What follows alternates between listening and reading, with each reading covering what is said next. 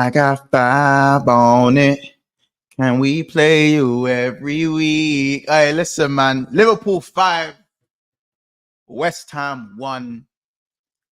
Back slots at Arne.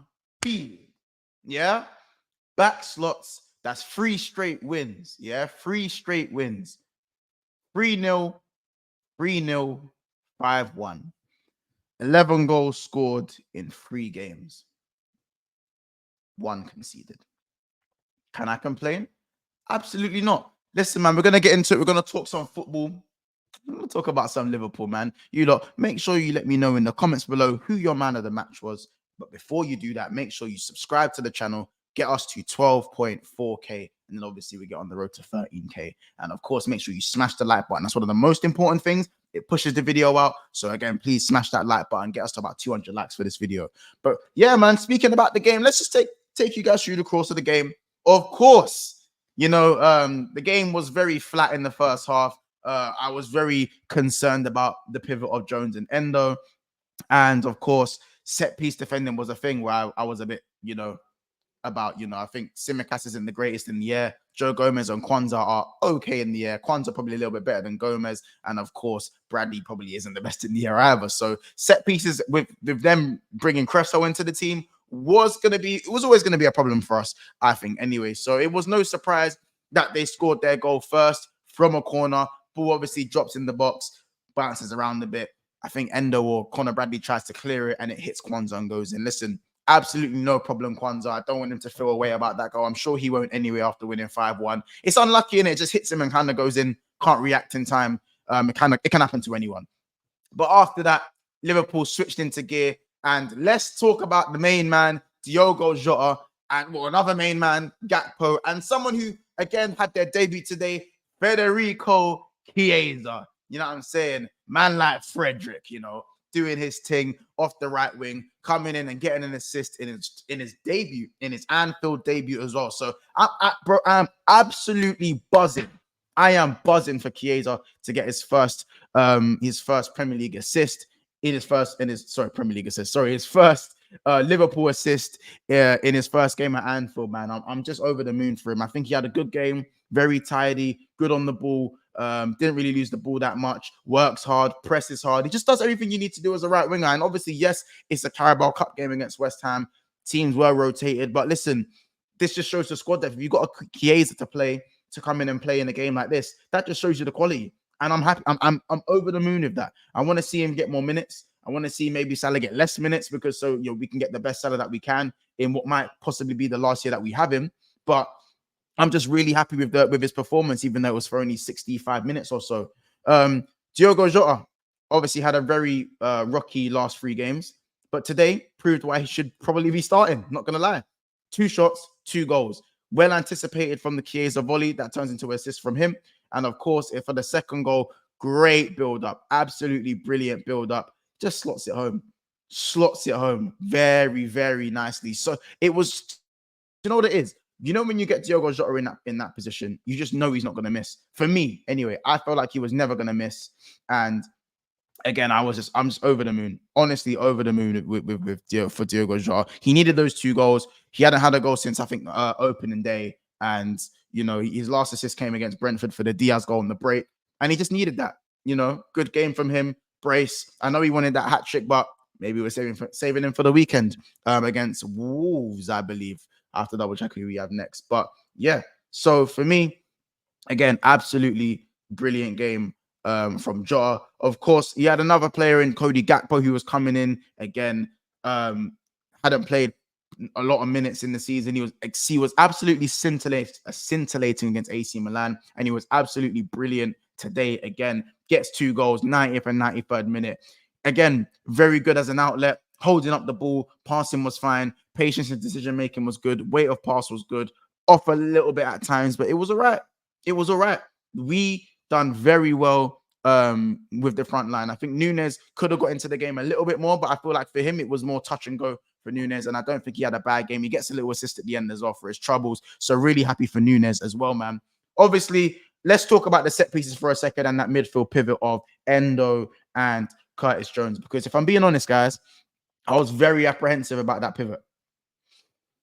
very apprehensive. I'm not gonna lie, because I feel like Endo on the ball probably still a bit, behind time, when it comes to Liverpool.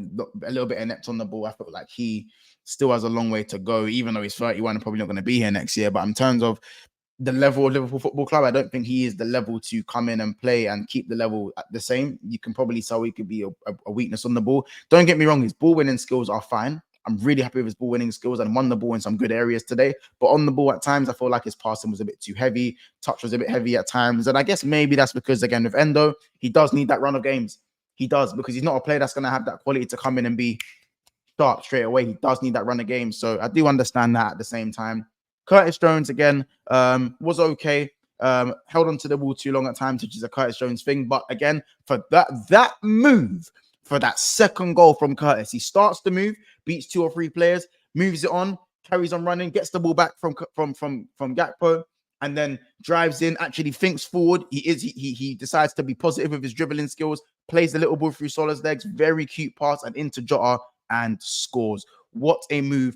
All inspired by Curtis Jones. Over the moon for him. The manager's going to love that. He's going to prove why he was an integral part of the team last year. He was the first name on Liverpool's midfield. He was the first name in our midfield at times last season. And today, he showed why.